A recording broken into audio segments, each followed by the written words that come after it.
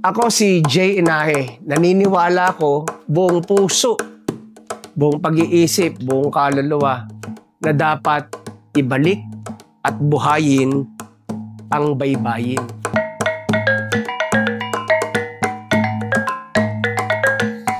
Ang kwentong baybayin ay isang paraan ng pagsusulat o ang tawag dito, writing system.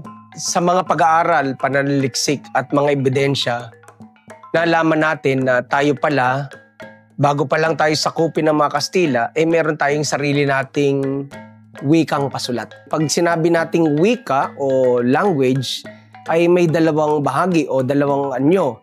Isa ay pasalita, spoken language. Pero yung kalahati nung wika na yun o language na yun ay yung written, visual, writing system. Nung dumating ang mga Kastila, nadat na nila na meron tayong salita sa isla, hindi pa natin matawag na Tagalog o Filipino. Kasi walang katawagan at that time dahil hindi pa naman tayong mga Filipino nung dumating sila.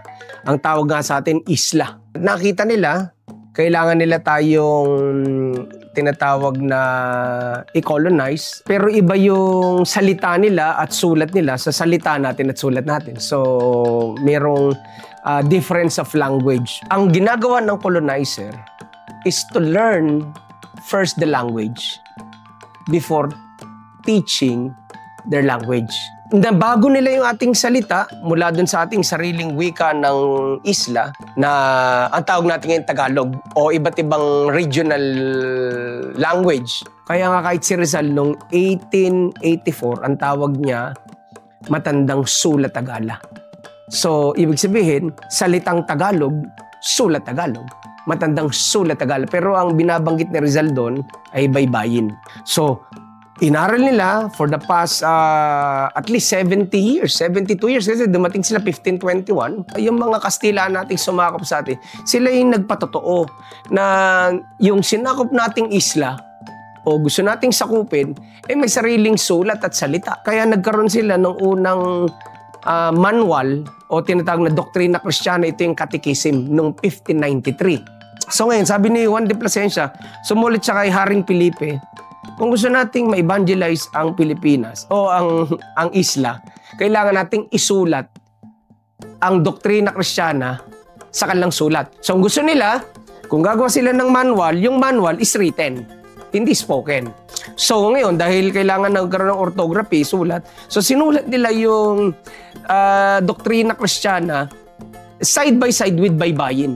Lumipas ang panahon, after nung namatay si Plasencia noong 1590, sumulat siya, 1585, namatay siya 1590, after 5 years, hindi siya na-grant ni King Philip. Pero noong 1593, after 3 years niyang namatay, dito sa Pilipinas, doon sa Pila, Laguna, nag-approve si King Philip.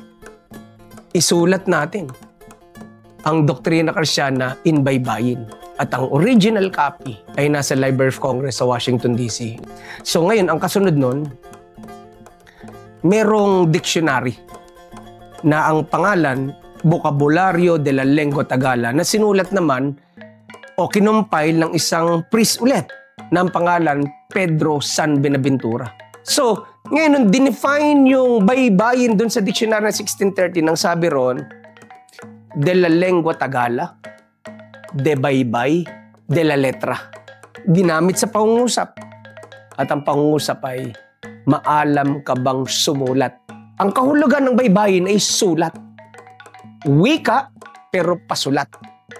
Wika, pasalita. So para makumpleto ang isang wika o ang isang language, it must be, o na dapat, spoken and written. 100% language yun. Ako ba tinatanong mo o mga Pilipino? Pag ako tinanong mo, dapat. Bakit? This is our identity. This is our own writing system. Kung meron tayong national script, dapat baybayin, hindi alphabet. So, kami po, sa Baybayin Buhayin, meron kaming grito de combate. Ang tawag doon, battle cry. Baybayin Buhayin. Baybayin Buhayin. Maraming salamat po. Thank you.